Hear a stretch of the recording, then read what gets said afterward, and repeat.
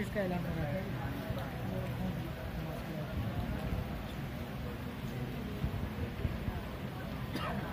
हर नमाज के बाद होती है।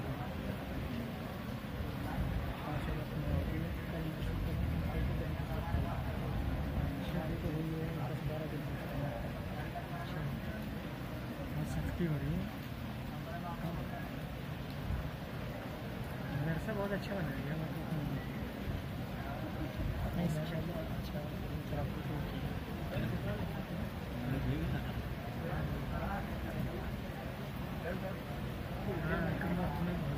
आ जाओ। जाने का इरादा नहीं देख लो।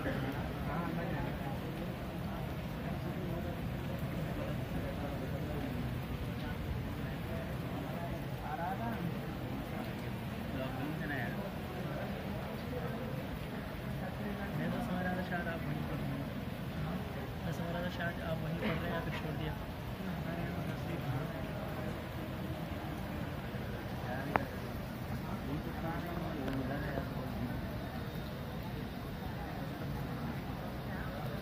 भी घंटे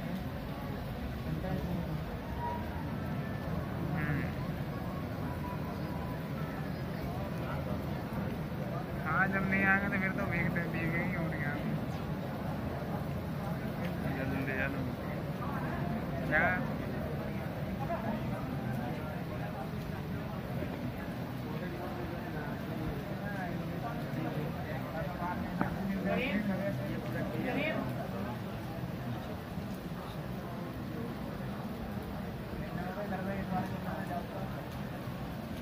मस्जिद में भी